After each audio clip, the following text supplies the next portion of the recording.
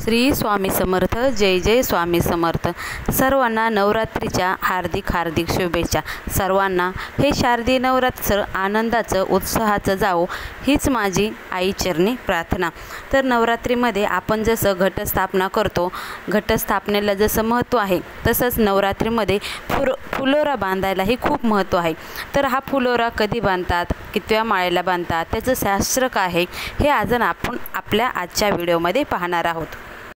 तर आता हा फुलोरा म्हणजे काय, तर फुलोरा हा आपण देवीच्या घटावर बांधत असतो। तर कुणी हा फुलोरा आपला कुलाचार म्हणून बांधत असतो, तर कुणी हा फुलोरा आपल्या जो काही देवीला नवस केलेला असतो त्यामुळे बांधत असतो। कुणी हा फुलोरा आपण देवीच्या ठिकाणी जातो म्हणून बांधत असतो। पण फुलोरा का बांधतात त्यामागे नेमकं काय शास्त्र आहे ते आज आपण पाहून घेऊया। तर आता सर्वप्रथम फुलोरा म्हणजे काय ते आपण जाणून घेऊया। तर फुलोरा हा आपण कणिक म्हणजे गव्हाची जी कणिक असते ते भिजवून आपण फुलोरा करतो। त्यामध्ये आपल्याला पापड्या बनवायच्या असतात, म्हणजे विशिष्ट प्रकारच्या आपल्याला वस्तू ह्या फुलोऱ्यात म्हणजे त्या कणकीपासून बनवायच्या असतात आणि त्या तळून घ्यायच्या असतात। त्याला आपण फुलोरा बनवणे असं म्हणतो। फुलोऱ्यामध्ये काय असतं, तर काही घराण्यामध्ये काय करतात, फुलोरा हा गोल असा म्हणजे पुऱ्यासारखा करतात।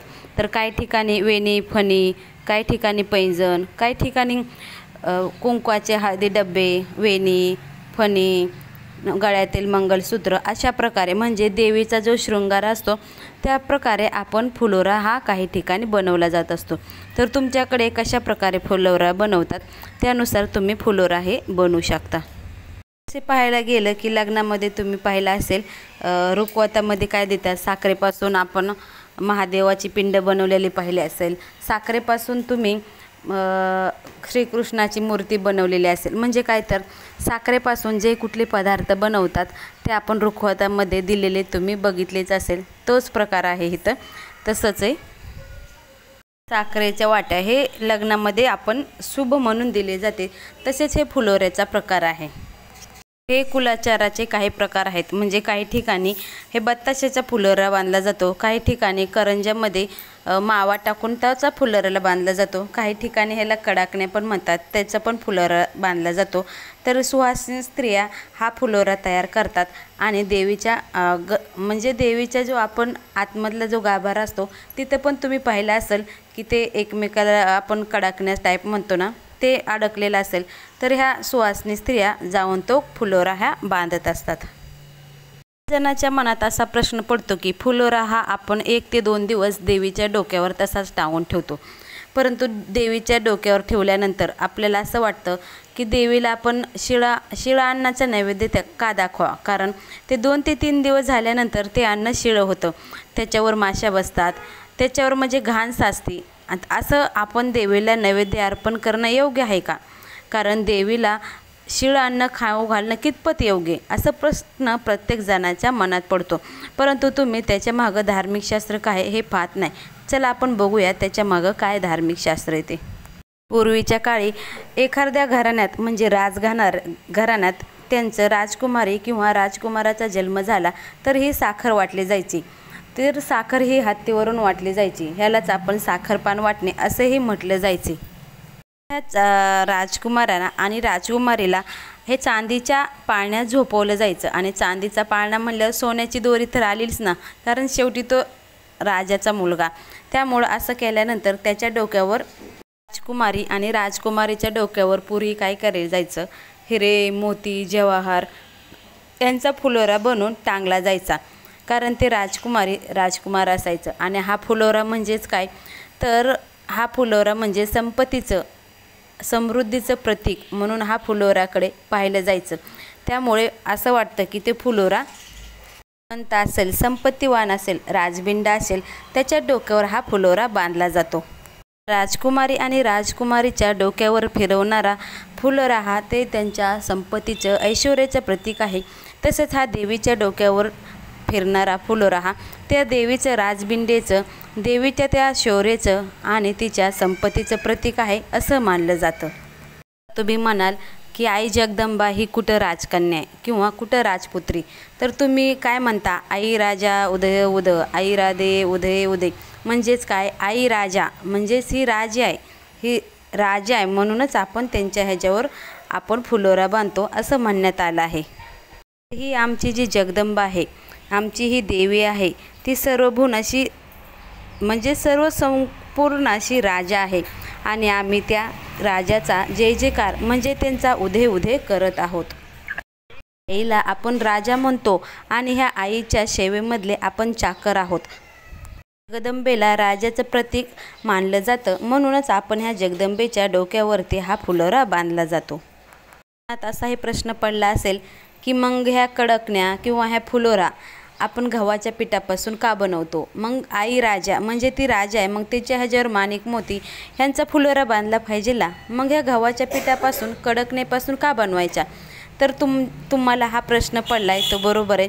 कारण पूर्वीच्या काळी काय व्हायचं, पूर्वीच्या काळी प्रत्येक माणसाला खायला भेटत नव्हतं, कारण त्यांच्यासाठी हे कडाकण्या बनवणंसुद्धा खूप अवघड होतं. कारण पूर्वी फक्त दिवाळी काय म्हणतात, दिवाळी फक्त राजालाच माहीत असं म्हणायचे. म्हणजे काय, तर पूर्वीच्या काळी माणसाला खायला भेटत नव्हतं, म्हणजे त्यांना अन्न एक टायमाचं जेवण भेटणंसुद्धा खूप मुश्किल होतं. त्यामध्ये हे कडकण्या म्हणजे सोन्याहून पिवळं असं म्हणता येईल. त्यामुळे असं वाटतं की त्या कडाकण्यासुद्धा त्यांना करणं खूप मुश्किल होतं, म्हणजे त्यांच्यासाठी हे खूप अवघड काम होतं. त्यामुळं कडाकण्याच्या काळी सणासुदीमध्ये सुद्धा गव्हाची चपाती खायला भेटत नव्हती. तर ह्या पद्धतीमुळं तर पूर्वीच्या काळी फक्त सणालाच पुरणपोळी ही खायला मिळायची. इतर वेळेस पुरणपोळी किंवा चपाती म्हणतात ते कुणालाही खायला भेटत नव्हती, कारण सर्वजण बाजरी आणि ज्वारीची भाकरी खायची. त्यामुळे जो कोणीही पुरणपोळी किंवा चपाती ज्याच्या घरी होतं त्यांच्या घरी असं म्हणायचं की ती राजासारखं जीवन जगतात. त्यामुळं त्यांच्यासाठी ही सोन्यापेक्षा श्रीमंत असे काळामध्ये गहू खाणं हे श्रीमंतीचं लक्षण मानलं गेलं होतं. त्यावेळेस आपल्या पूर्वजांनी किंवा आजी आजोबांनी ह्या ज्या काही फुलोऱ्या बनवल्या होत्या ते गहू आणि कणकेच्या पिठापासून बनवल्या होत्या. त्यामुळं त्यांनी जरी आपल्याला ह्या जरी आता नॉर्मल वाटत असल्या तरी पूर्वीच्या काळी त्याला सोन्यापेक्षा जास्त किंमत होती. सोन्या चांदीचे दागिने ताकद नव्हती, म्हणून त्यांनी हा फुलोरा बनवला. कारण गव्हाच्या पिठापासून बनवलं त्यावेळेससुद्धा हे सोन्यापेक्षा खूप असं मौल्यवान होतं, म्हणून त्यावेळेस त्यांनी हा फुलोरा बनवला असं म्हणतात. फुलोरा कशासाठी बांधतात असं सांगितलं जातं. हा फुलोरामध्ये सर्व देवीचा शृंगार केला जातो.